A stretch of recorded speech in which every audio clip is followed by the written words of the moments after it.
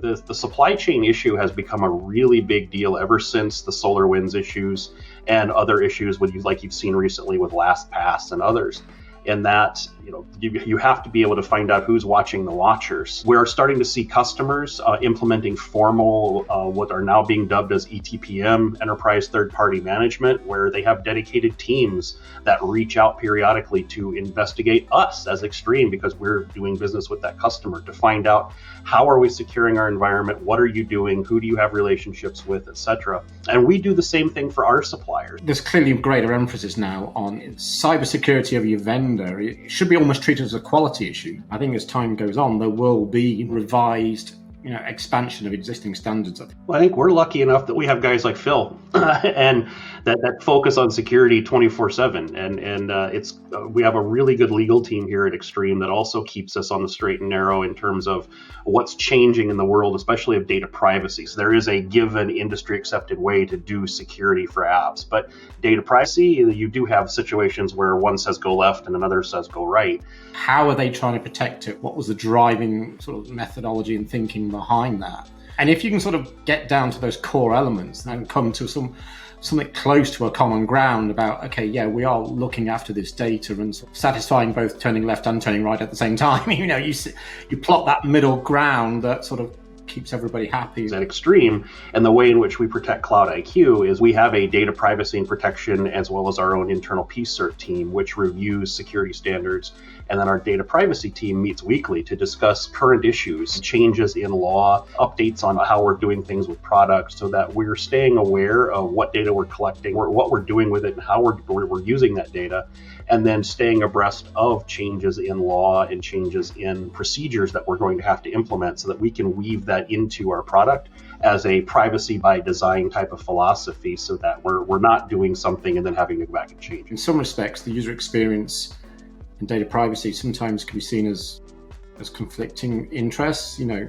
I want it to be seamless, and that implies that the application knows everything about you, so it can intuitively know what you want to do. But then that, the juxtaposition about keeping my data private and not informing the application.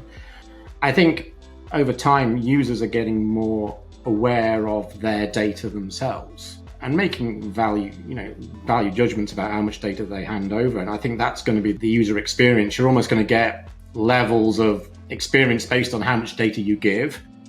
And then, clearly behind the scenes, the security of all of that, whether it's sort of the maximum or the minimum level of data, is going to be built in. Oh, absolutely. You start generating this data and leveraging it into reports and combining it, and then you add the complexity of things like machine learning and artificial intelligence. ML and AI, you're now potentially generating data that you never started out with in the first place. So you're taking A and B and getting result C, which you never actually collected, but in and of itself, that can become more private data. So having the product not only certified, but people certified in how to handle sensitive data, how to actually properly encrypt, store, manipulate, and what the sovereign rights of owners of that data are from both a processor and a controller perspective are going to be very, very important as we move forward with this more interconnected, unified networking capability, especially when we're building networks designed to be, as easy as possible, because it's going to be very easy and very quick to drop something into a network that starts collecting data and not realizing that you're actually collecting it. Bill, you touched on an interesting area about, adding A and B and coming up with C.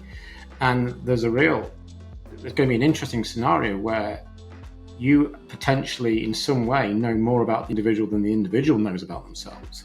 I mean, they know A, they know B, and if they sort of really, really thought about it, they could probably get to C, but they probably don't need to in their day-to-day life. Yeah, there's a lot of standards, a lot of process-oriented things, but not a lot of practical-oriented things in terms of how do you accomplish some of these things. And a lot of that too is the differing standards within data, especially data privacy, data protection, where every state is now making up their own rules, every country is making up their own rules. So I think that's part of the issue, is that there isn't just even the common definition of what data is and what it should be.